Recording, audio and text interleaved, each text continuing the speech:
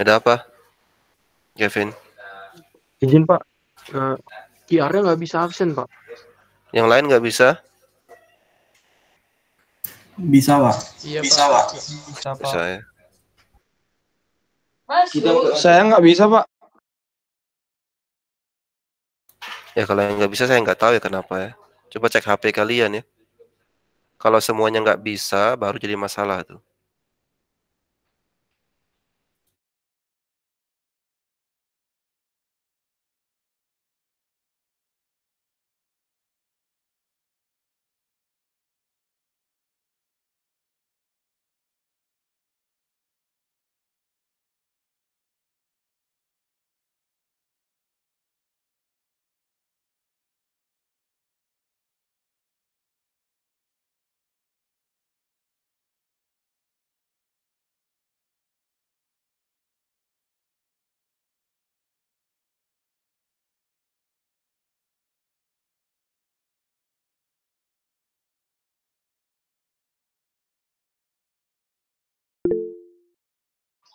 Pak, izin Pak. Ada apa? Sama Pak, saya juga nggak bisa absen Pak, QR-nya Pak. Nggak kebaca Pak. Ya. Coba kamu tanya yang ke bisa itu. Saya nggak absen saya. Coba tanya yang ke bisa itu. Gimana bisa? Oh baik Pak. Sampai pertemuan ke berapa ini? 7 ya. Coba saya kasih QR ini ya. Kalau nggak bisa juga nggak tahu saya.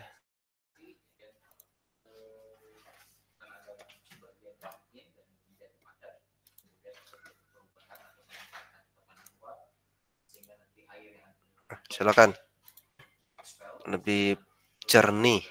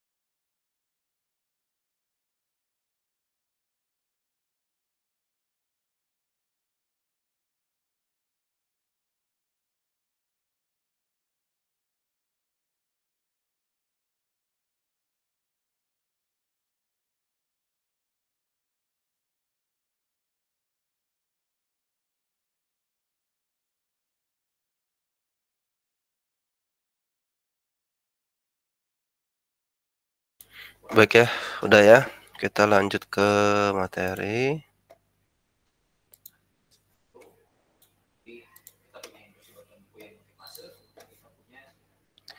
Baik, jadi sekarang adalah prediksi fragmentasi. Apa itu fragmentasi? Yaitu ukuran-ukuran ya batuan setelah diledakkan. Jadi kalau bilang ukur-ukuran berarti ada beberapa ukuran. dia terdistribusi dan sangat bervariasi ukurannya, begitu ya. Nah, itu disederhanakan dengan bahasa fragmentasi namanya, gitu ya.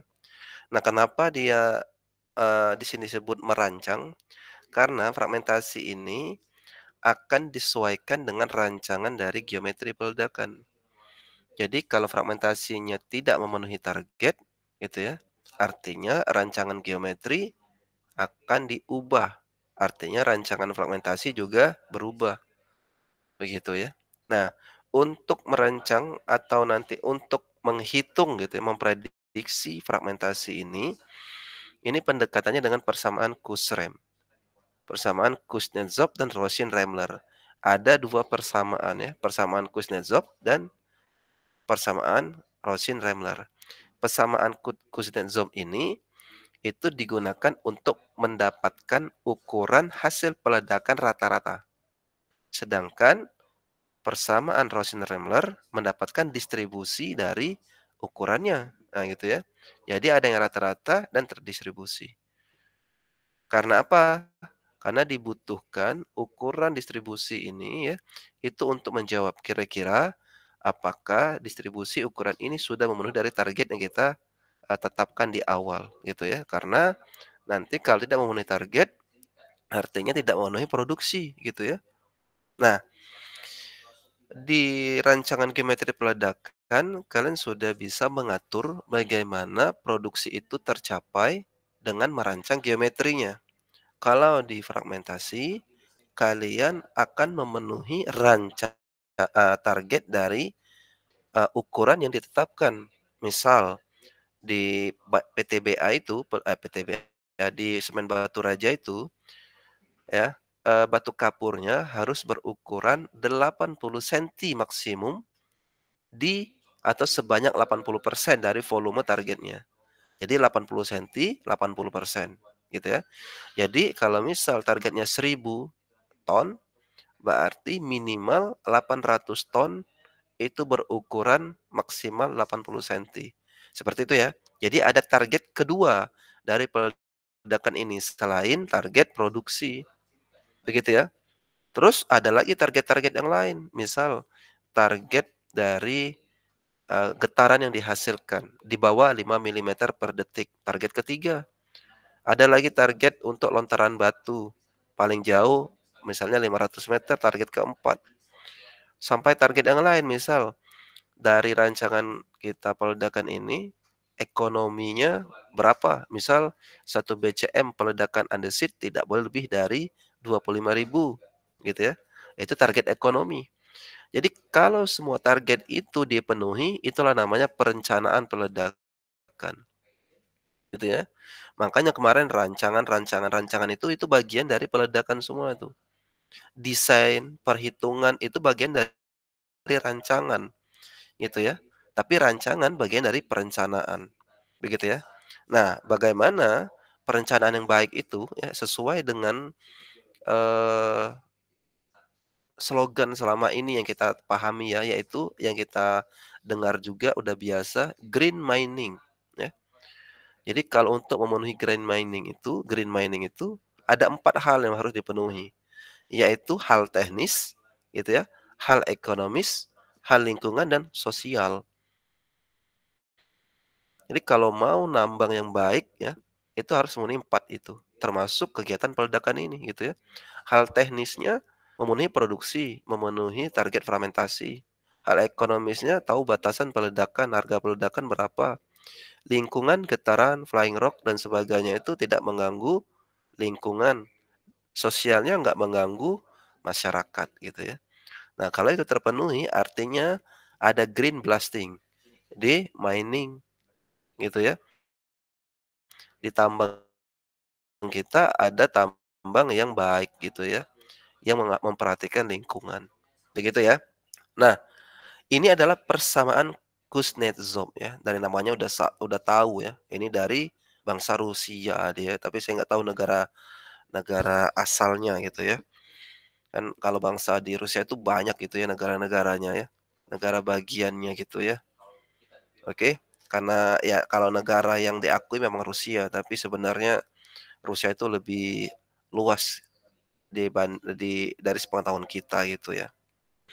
Oke, nah ini persamaannya X sama dengan A dikali K pangkat minus 0,8 QI dan seterusnya gitu ya. Nanti ada penjelasannya apa saja simbol-simbol di sini. Oke. Nah, X ini saya sudah bilang tadi adalah ukuran rata-rata fragmentasi. Satunya dalam sentimeter. A itu faktor batuan. Jadi faktor batuan ini seperti ini. Kita diharuskan menilai massa batuan yang belum diledakkan. Ya, jadi menilai massa batuan. Layaknya kita menilai rock mass rating begitu. Tapi nggak juga seperti key system ya, karena peledakan ini kan di permukaan yang kita bahas sekarang. Jadi layaknya seperti RMR, faktor batuan ini itu diperoleh secara pengamatan di lapangan, dan hasil pengamatan di lapangan itu disesuaikan dengan tabel empirik ditetapkan atau dihasilkan oleh Lilly di sini ya, tahun 86. Di mana pembobatan itu disebut dengan blasting index. Nah, begitu ya. Jadi faktor batuan ini punya Kuznetsov gitu ya, karena di persamaan Kuznetsov.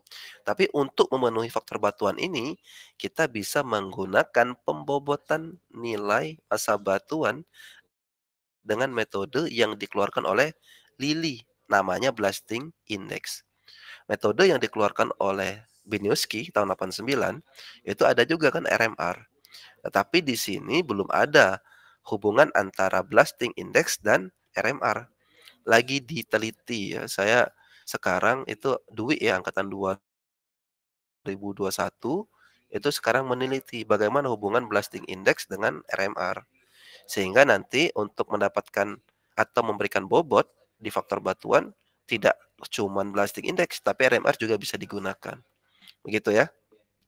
Nah, sekarang ada V0. V0 itu adalah volume batuan yang akan kita ledakan gitu ya. Ada juga Q, jumlah bahan peledak di setiap lubang tembak ya. Ada QE, massa bahan peledak per lubang tembak gitu ya. Jadi ada TNT, TNT itu detonator gitu ya. Kalau QE itu massa bahan peledak, berarti ANFO-nya gitu ya. Kalau E, relative weight strength untuk bahan peledak. Kalau kita gunakan ANFO, berarti 100 gitu ya. Kalau TNT lebih tinggi lagi ya, tapi jarang. TNT sekarang nggak digunakan lagi ya. ANFO umum digunakan di industri pertambangan untuk melakukan peledakan. Nah, untuk hubungan E dan Q seperti ini ya. K ini itu V0 dengan Q gitu ya. Jadi sudah ada semua ya, kecuali untuk mencari K. Nah, K itu adalah V0 dibagi QE. Nanti hasilnya V0 itu adalah meter kubik, Q itu adalah dalam kilogram. Berarti kebalikan dari powder factor, di mana powder factor itu kan satunya kilogram per meter kubik ya. Tetapi untuk K ini kebalikan, gitu ya. Nah, sehingga sudah dapat semua. K sudah tahu, Q sudah tahu, dan persamaan Kuznetsov ini kita bisa mendapatkan nilai rata-rata dari fragmentasinya. Nah, karena nilai rata-ratanya cuma 1 ya, rata-ratanya misal 50 cm. Itu tidak cukup menjelaskan fragmentasi yang dipastikan itu sangat terdistribusi, sangat bervariasi ukurannya. Makanya dari itu masuk persamaan Rosin-Ramler gitu ya. Nah, di persamaan Rosin-Ramler ini X ini sangat diperlukan di persamaannya, di X atas ini ya.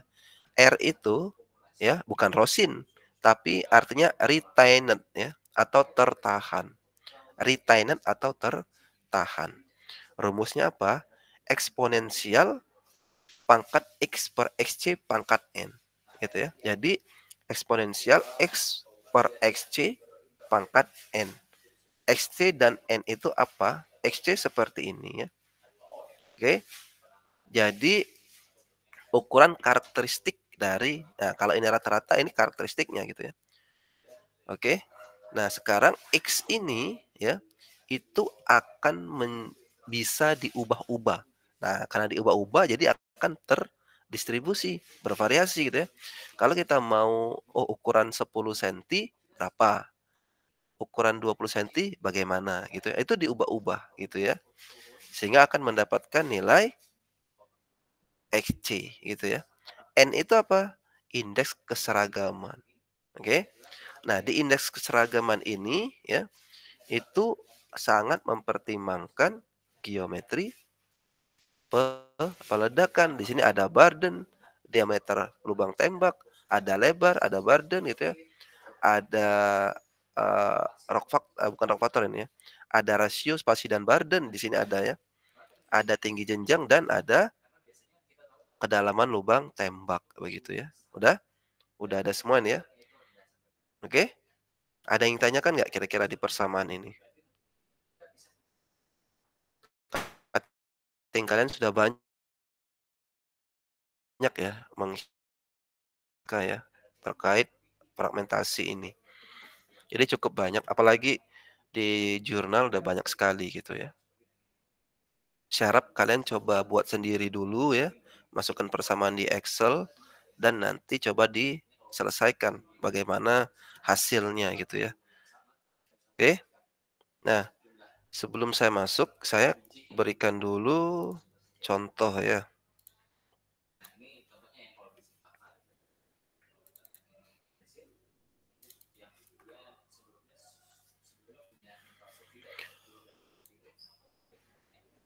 Mana sih?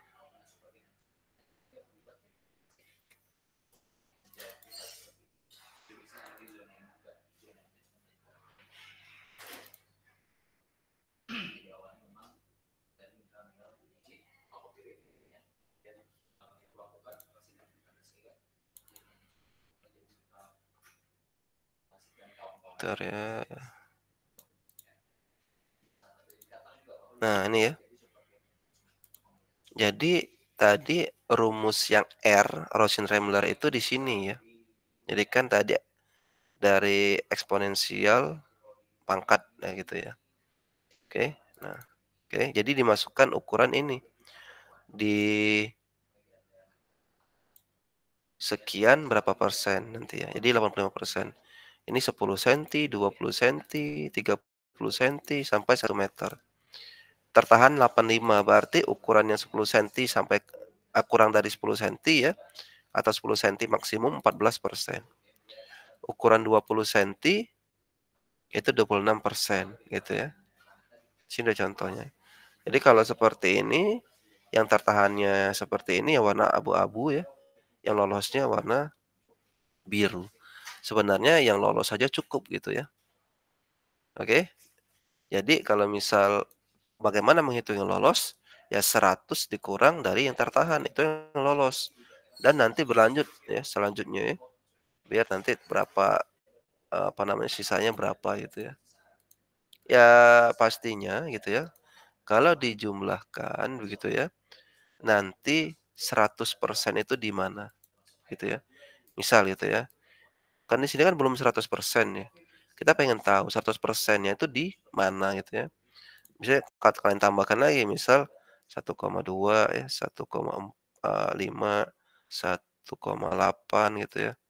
Terus ada 2 meter gitu. Nah, oke. Terus ini persamaannya birunya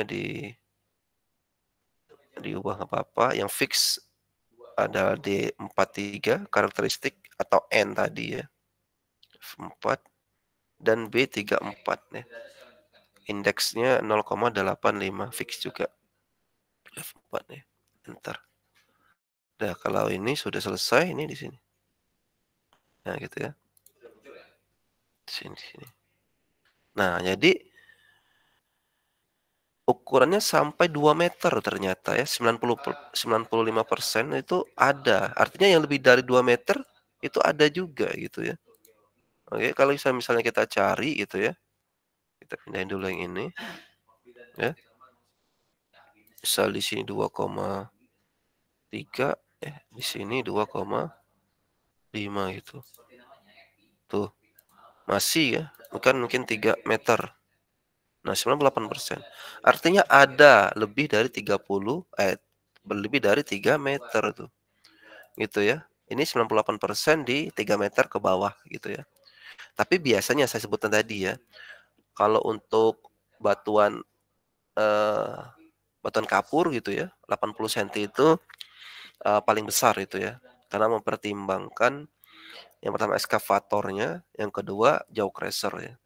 Kalau andesit biasanya lebih besar tuh ya, dia 1 meter lebih pun masih bisa gitu ya.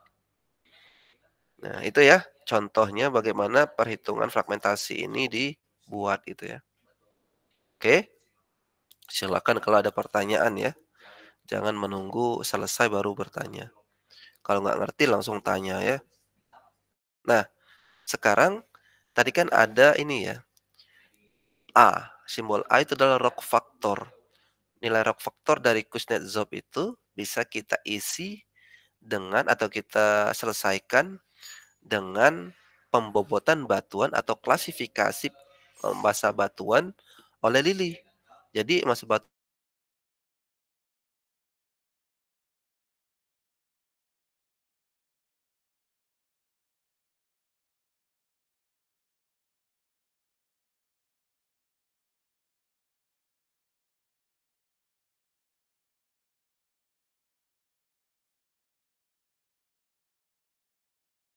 ada 5 parameter, kalau RMR kan 6 ya, kalau di sini ada 5. Yang pertama adanya mah RMD ya, RMD ini ya Rock Mass Description, bukan Gubernur Bengkulu, bener Bengkulu, Gubernur Lampung ya, tapi Rock Mass Description, oke.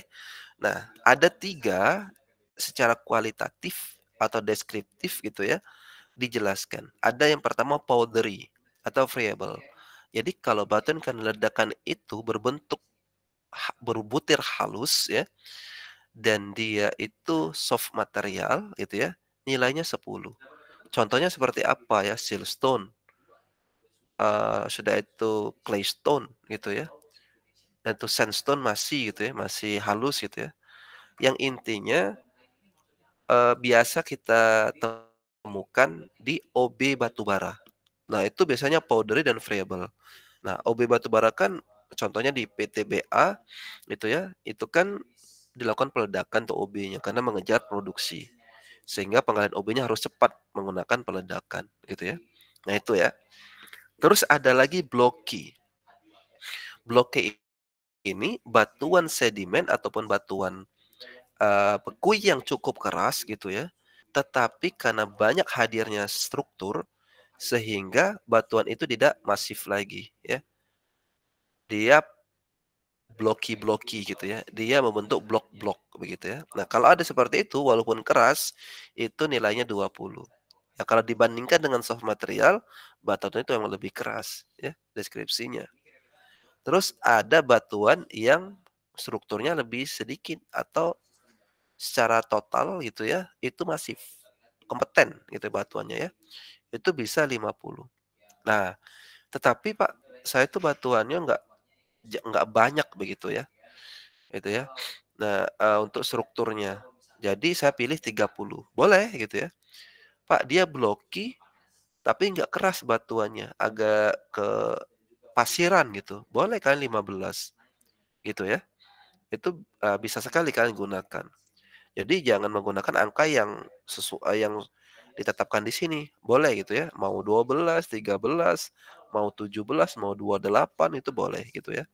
Nah, sekarang sebenarnya RMD ini bisa dihubungkan dengan RQD kalau kalian, lihat gitu ya. Jadi RQD itu kan banyaknya struktur yang nanti lebih dari 10 senti atau enggak gitu ya. Kalau misalnya lebih dari 10 senti, ya udah gitu ya. Itu pasti bahaya itu ya, bukan bahaya ya, ya nggak bagus masa batuannya. Kalau misal nanti dia menggunakan persamaan, empirik, Karlstrom misal, yang menghitung jumlah join volume, sama juga. Berarti menentukan berapa banyaknya join, berapa banyak bidang discontinue, kan gitu dalam satu Windows gitu ya. Nah, kesamaan inilah yang saya minta diteliti Dewi ya, itu kira-kira bisa nggak dihubungkan?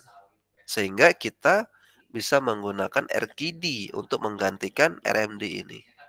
Begitu ya. Terus yang kedua ada joint plane spacing gitu ya. Ini sama di RMR, namanya joint spacing gitu ya. Ada 3, kalau misal dia close gitu ya, itu kurang dari 10 senti. Jadi kalau dia sangat dekat gitu ya, join-joinnya, maaf join set berarti ya, maaf join-join, tentukan join set dulu. Kalau rata-rata dia kurang dari 10 senti, berarti 10, kecil bobotnya. Kalau 10 senti sampai 1 meter, nilainya 20. Pak, bagaimana Pak kalau misal di apa namanya itu 8 senti? Ya 18 boleh, 17 boleh gitu ya. Gitu ya. Jadi bisa kan gunakan beberapa angka ya untuk disesuaikan di sini. Misal 0,1 kalian pakai 10, 0,2 pakai 11, 0,3 pakai 3. Boleh aja seperti itu ya, nggak jadi masalah. Tapi yang pastinya gitu ya, kalau lebih dari 1 meter cukup jauh, jarak join setnya itu nilainya 50. Artinya dia itu totally massive seperti ini ya. Jarang ditemukan struktur, kalau ditemukan struktur jaraknya sangat jauh gitu ya. Nilainya 50 misal contoh ya. Selanjutnya ada joint plane orientation. Ini adalah bidang ya. Jadi bidang dari arah ya, arah bidang discontinue gitu ya. Ada yang horizontal, ada yang deep-nya menuju ke face atau bidang lereng, ada strike-nya menuju ke bidang lereng, ada deep into face di mana miringnya itu berlawanan ke bidang lereng gitu ya. Nah, ini contoh ini ilustrasinya ya. Ya seperti ini. Horizontal strukturnya seperti ini, deep out of phase, miringnya menuju keluar bidang gitu ya. Berarti lereng gitu ya. Yang strike normal to phase, strike-nya menuju keluar bidang ya. Bidang itu ya bidang lereng. Yang ini kebalikan gitu ya.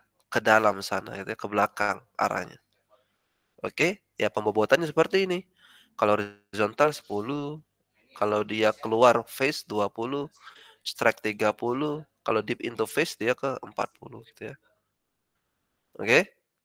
Nah, kalau misal Pak dia itu eh apa namanya itu deep out of phase menuju ke apa namanya itu ke lereng keluarnya, tetapi lebih mengarah ke strike-nya sedikit mengarah ke lereng juga gitu ya.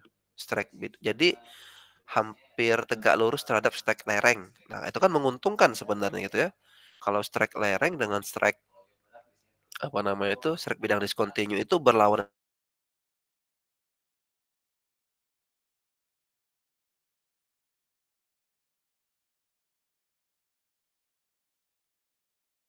untuk dilakukan peledakan gitu ya. Nah, terus ada lagi namanya specific gravity influence. Jadi ada ESG yang mempengaruhi dari klasifikasi massa batuan ini ya. Atau disingkat dengan SGI. Rumusnya 25 kali SG kurang 50. Artinya apa? SGI ini diperlukan data SG. SG adalah specific gravity dari batu yang akan kita ledakin. Contoh 2,65. Ini batuan beku andesit gitu ya. Oke. Nah, sekarang kalian tinggal pilih density-nya berapa ya. Kalau density kan misal batuan batu bara 1,3 ton per meter kubik gitu ya. Berarti SG-nya 1,3 tuh gitu ya kalau dia di alam gitu ya. Nanti dibandingkan dengan air di sana gitu ya. Itu yang pertama, artinya kalian perlu density untuk mendapatkan SGI gitu ya. Atau yang lain, SGI ini itu bisa dihubungkan dengan UCS. Ada persamaannya gitu ya. Itu bisa kalian gunakan untuk melakukan pendekatan untuk SGI ini. Kalau saya biasanya menggunakan UCS karena lebih mewakili gitu ya kekuatan dari batuan.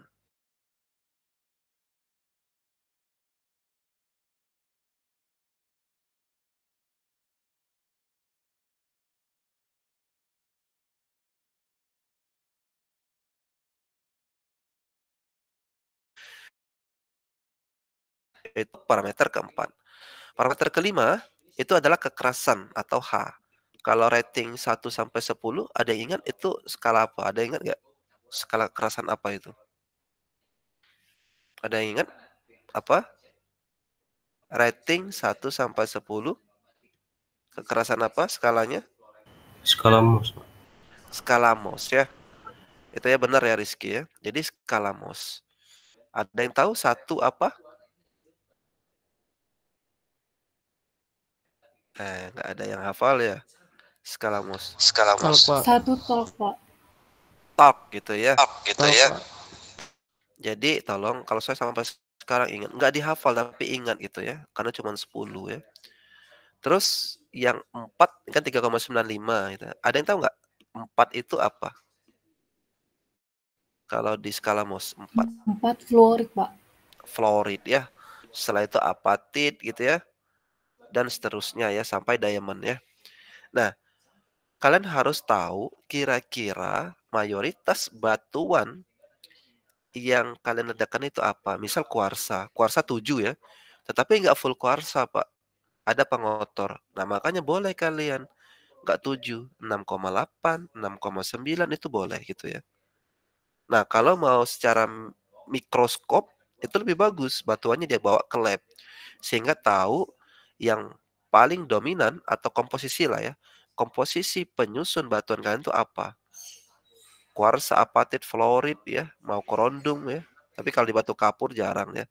Paling sampai ke 4 fluorid, ya apatit aja jarang gitu ya. Oke. Nah, itu ya untuk menentukan hardness gitu ya. Ada yang ditanyakan untuk 5 parameter ini? Kalau tidak ada, kita jumlahkan ya blasting index menurut Lilly tahun 86 dengan cara apa? RMD tambah JPS tambah JPO tambah SGI dan tambah hardness. Setelah dijumlahkan, itu dikalikan setengah. Nah, dan mendapatkan nilai BI atau blasting index. Tetapi di persamaan Kuznetsov gitu ya, itu bukan BI, tetapi adalah persamaan rock factor. Di mana persamaan rock factor itu adalah BI dikali 0,12 sampai 0,15. Silakan kalian pilih. Mau 0,12, 0,13, 14, 15. Bebas saja kalian ya. Oke. Nah, nanti baru dapat nilai rock factor atau faktor batuan atau simbolnya A tadi. Barulah bisa dihitung X atau nilai rata-rata fragmentasi. Begitu? Ada yang tanyakan? Kalau nggak ada, saya lanjut. Nah, ini contohnya tadi ya. Kalau misalnya kita mau pendekatan RMD tadi, menurut Terzaghi menentukan RQD batuan ya. Untuk batuan yang hard dan intact ya, in situ itu RQD masih tinggi ya. Hard tapi ada stratigrafi atau seperti ada sekis gitu ya, lapisan-lapisan dia lebih turun gitu ya. Masif tapi ada joint gitu ya. Beberapa ada blok gitu ya atau dia berlapis gitu ya. Nah, itu menurunkan RQD gitu ya. Bisa digunakan ini. Sehingga tahu nanti dia apakah blocky atau powdery. Ya powdery berarti di sini sand and gravel dah dia. Kalau Lanao Lempung pasti ya dia yang tadi powdery atau apa ya, nilainya 10 tadi ya. Bagian atas. Nah, ini ya, powdery atau friable. Nilainya 10 gitu ya. Karena RQD-nya pasti rendah gitu ya. Oke, itu contohnya pendekatan pakai RQD bisa. Ini udah tadi. Itu contohnya skala Mohs tadi. Kalau di mikroskop, batuan itu mengandung plegoklas, kuarsa, fragmen karbon, mika dan sebagainya gitu ya. Nanti volumenya berapa, masuk ke kekerasan Mohsnya, Sehingga tahu nanti yang paling dominan apa. Kalau seperti ini, dominan kuarsa. Tapi kuarsa 7. Setelah kita kumulatif antara volume kekerasan dibagi dengan volume, nilainya tinggal 3,96 gitu ya. Sehingga kuarsa yang nilainya 187 tadi itu nggak dominan lagi. Karena ada fragmen batuan cukup besar juga gitu ya. Dan ada pengaruh juga 30% lagi plagioklas dan sebagainya. Nah, ini ya contohnya kalau detail untuk menghitung skala kekerasan MOS. Tapi kalau tadi kalau kan mau penyederhanaan ya gitu ya. Karena biasanya penilaian secara geologi itu kasat mata pun bisa, gitu ya. Apalagi kalau sudah pengalaman. Oke? Nah, berarti secara analitik menggunakan persamaan Kuznetsov-Rosenberg udah selesai ya. Bagaimana mendapatkan distribusi fragmentasi. Sekarang menggunakan software juga bisa ya. Nah, software apa yang bisa memperkirakan distribusi fragmentasi? Ada split desktop, ada WeFrag gitu ya. Nah, kalau split desktop udah umum ya, banyak cutting kalian sudah menggunakan split desktop. Tapi kalau WeFrag itu cuman Frima ya, angkatan 2019. Karena pada lokasi penelitiannya di PTBA, itu PTBA membeli lisensi software WeFrag gitu ya. Ya mau nggak mau Frima menggunakan itu ya. Tapi kalau mau yang crack ada nih yang apa namanya split desktop gitu ya. Dan distribusinya juga bagus ya. Mirip-mirip yang kita buat Excel tadi ya. Itu bisa. Di sini adalah ukuran, yang ini adalah persentase kelolosan ya. Oke. Nah, udah ya. Di bawah sini ada contoh tabel perhitungan gitu ya. Kalau kalian mau mengikuti ya. Ya kalau Excel saya ini itu udah saya berikan ke cutting kalian yang sudah ngambil apa namanya? Peledakan pasti sudah dapat gitu ya. Kalau kalian mau belajar dari Excel gitu ya. Tapi kalau dari saya nanti ya kalau udah selesai mata kuliah ini saya berikan ya, agar kalian mencoba bagaimana membuat ya seperti ini ya. Jangan sampai nanti kalian tidak membuat sendiri. Nah, kalau buat sendiri itu beda dengan minta ya. Buat sendiri itu lebih ingat gitu ya. Dan biasanya ada koreksi di kalian sendiri. Sehingga kalian akan paham, benar-benar paham gitu ya. Oke? Jadi jangan takut nggak dikasih, pasti dikasih. Tapi nggak sekarang. Gitu ya. Nah, ujian kalian ya, itu ada 3 ya. Yang pertama rancangan dari geometri itu sendiri. Jadi udah selesai. Nanti rancangannya pakai RLAS, bisa kombinasi dengan yang lain, tapi saya minta satu-satu dulu. Yang pertama RLAS, yang kedua CONnya, CJ-CONnya, yang ketiga bebas metode lain. Tetapi kalau pakai metode lain ada nilai tambahan, gitu ya. Nah, yang kedua kalian nanti tentukan berapa jumlah lubang tembak digunakan, berapa volume yang diledakkan, berapa bahan peledak yang diperlukan, sampai menentukan powder faktor itu. Selanjutnya kalian akan menghitung atau memprediksi yang materi hari ini, USREM, memprediksi fragmentasi ya. Jadi untuk studi kasusnya cuma 3 itu aja ya. Tidak banyak gitu ya.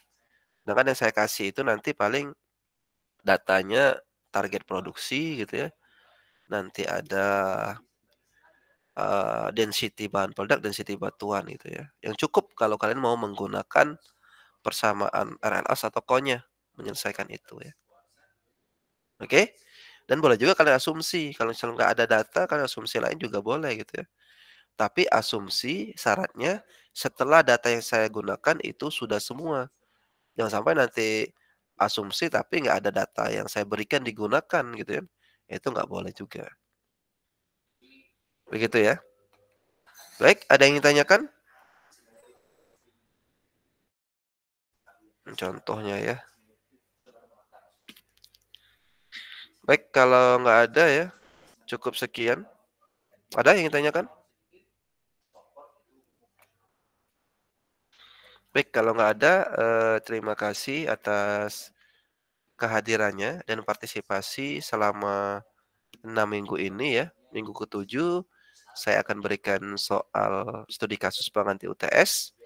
Minggu ke-8 kalian kumpulkan ya, hasilnya seperti apa. Minggu ke-9 kita balik lagi kuliah gitu ya. Saya akan berikan materi tentang dampak peledakan ya. Mulai dari flying rock gitu ya, kebisingan, sampai ke getaran gitu ya, saya akan berikan itu. Oke? Ya, nanti setelah itu baru kita masuk ke rancangan peledakan untuk bawah tanah. Oke? Baik, sekali lagi terima kasih. Saya akhiri untuk pertemuan hari ini. Assalamualaikum warahmatullahi wabarakatuh dan selamat siang. Waalaikumsalam. Waalaikumsalam warahmatullahi wabarakatuh.